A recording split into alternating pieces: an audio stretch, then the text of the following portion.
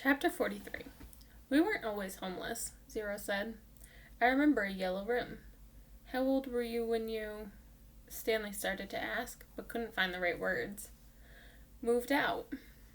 I don't know. I must have been real little because I don't remember too much. I don't remember moving out. I remember standing in a crib with my mother singing to me. She held my wrists and made me clap my hands together. She used to sing that song to me, that one you sang. It was different, though. Zero spoke slowly, as if searching his brain for memories and clues. And then later I know we lived on the street, but I don't know why we left the house. I'm pretty sure it was a house and not an apartment. I know my room is yellow. It was late afternoon. They were resting in the shadow of the thumb. They had spent the morning picking onions and putting them in the sack. It didn't take long, but long enough so that they had to wait another day before heading down the mountain. They wanted to leave at the first hint of daylight, so they'd have plenty of time to make it to Camp Green Lake before dark. Stanley wanted to be sure he could find the right hole. Then they would hide by it until everyone went to sleep. Then they would dig for as long as it seemed safe, and not a second longer. And then, treasure or no treasure, they'd head up the dirt road, if it was absolutely safe. They'd try to steal some food and water from the camp kitchen. I'm good at sneaking in and out of places, Zero had said. Remember, Stanley had warned, the door to the rec room squeaks. Now he lay on his back, trying to save his strength for the long days ahead. He wondered what happened to Zero's parents, but he didn't ask. Zero didn't like answering questions. It was better just to let him talk when he felt like it. Stanley thought about his own parents. In her last letter, his mom was worried that they might be evicted from their apartment because of the smell of burning sneakers. They could easily become homeless as well. Again, he wondered if they'd been told that he ran away from camp. Were they told that he was dead? An image appeared in his head of his parents hugging each other and crying. He tried not to think about it. Instead, he tried to recapture the feelings he'd had the night before, the inexplicable feeling of happiness, the sense of destiny, but those feelings didn't return. He just felt scared. The next morning, they headed down the mountain. They dunked their caps in the waterhole before putting them on their heads. Zero held the shovel, and Stanley carried the sack, which was crammed with onions and 3 jars of water. They left the pieces of the broken jar on the mountain.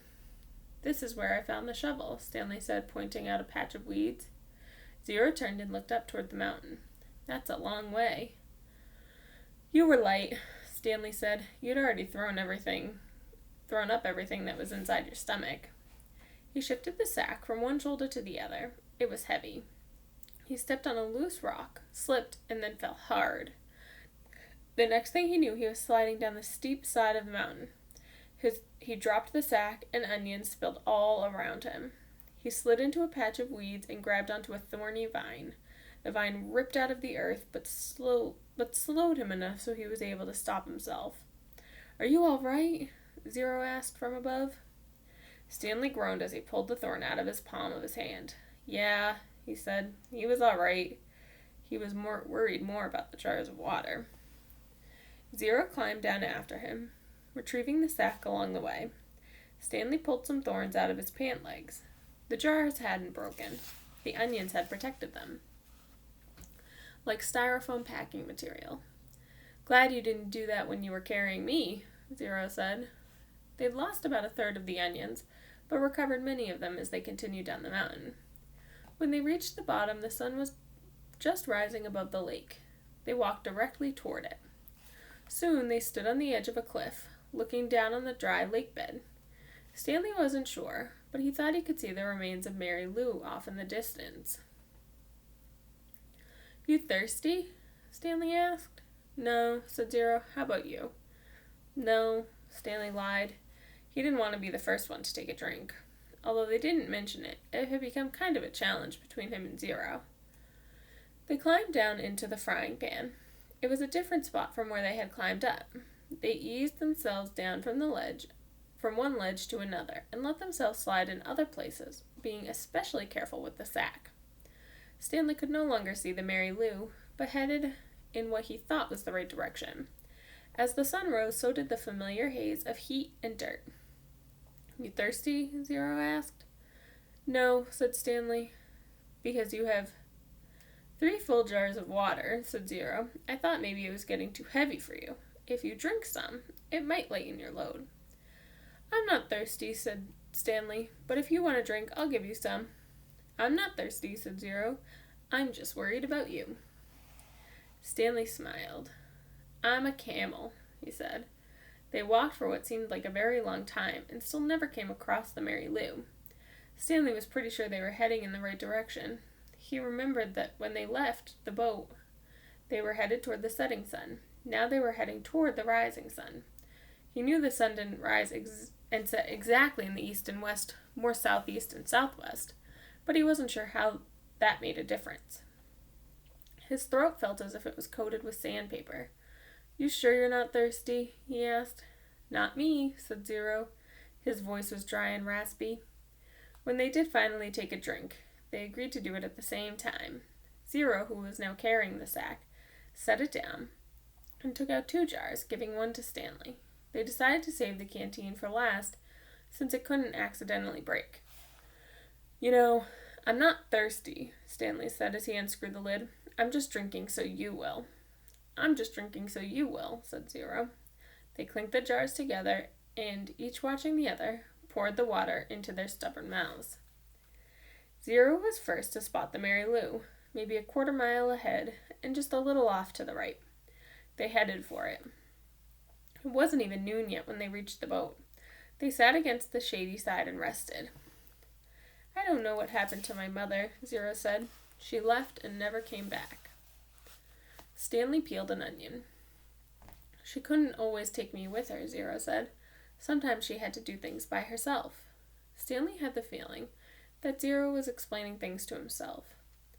She'd tell me to wait in a certain place for her. When I was real little, I had to wait in small trees, like on a porch step, small areas, like on a porch step or doorway.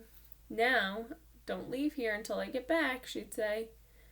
I never liked it when she left. I had a stuffed animal, a little giraffe, and I'd hug it the whole time she was gone. When I got bigger, I was allowed to stay in bigger areas, like stay on this block or don't leave the park. But even then, I still held Jaffy. Stanley guessed that Jaffy was the name of Zero's giraffe.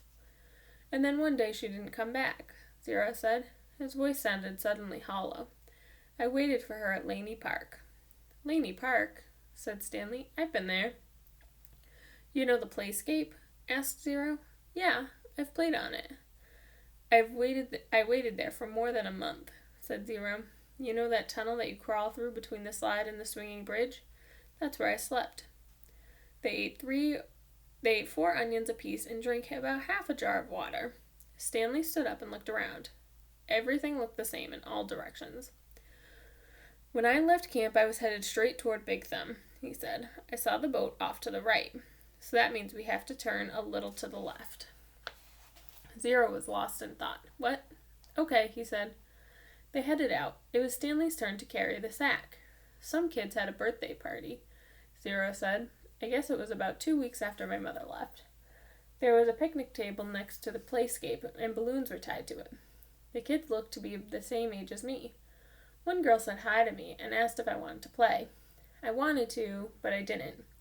I knew I didn't belong at the party, even though it wasn't their playscape. There was this one mother who kept staring at me like I was some kind of monster. Then later a boy asked me if I wanted a piece of cake, but then that same mother told me, "Go away!" And she told all the kids to stay away from me. So I never got a piece of cake. I ran away so fast I forgot Jaffy. Did you ever find him? For a moment Zero didn't answer. Then he said, he wasn't real. Stanley thought again about his own parents. How awful it would be for them to never know if he was dead or alive. He realized that was how Zero must have felt, not knowing what happened to his own mother. He wondered why Zero never mentioned his father. Hold on, Zero said, stopping abruptly. We're going the wrong way. No, this is right. You were heading toward Big Thumb when you saw the boat off to your right. That means we should have turned right when we left the boat. You sure? Zero drew a diagram in the dirt. Here's Zero's diagram. Stanley still wasn't sure. "We need to go this way," Zero said, first drawing a line on the map and then heading that way himself. Stanley followed. It didn't feel right to him, but Zero seemed sure. Sometime in the middle of the afternoon, a cloud drifted across the sky and blocked out the sun. It was a welcome relief. Once again, Stanley felt that destiny was on his side. Zero stopped and held out his arm for Stanley's too. "Listen," Zero whispered. Stanley didn't hear anything. They continued walking very quietly, and Stanley began to make out the faint sounds of Camp Green Lake. They were still too far away to see the camp, but he could hear the blend of indistinct voices. As they got closer, he occasionally could hear Mr. Sir's distinctive bark. They walked slowly and quietly, aware the sounds travel in both directions. They approached a cluster of holes. "Let's wait here until they go in," said Zero. Stanley nodded. He checked to make sure there was nothing living in it, then climbed down into a hole. Zero climbed into the one next to him. Despite having gone the wrong way for a while, it hadn't taken them nearly as long as Stanley had expected. Now they just had to wait. The sun cut through the cloud, and Stanley felt its rays beating down on him. But soon more clouds filled the sky, shading Stanley and his hole. He waited until he was certain the last of the campers had finished for the day.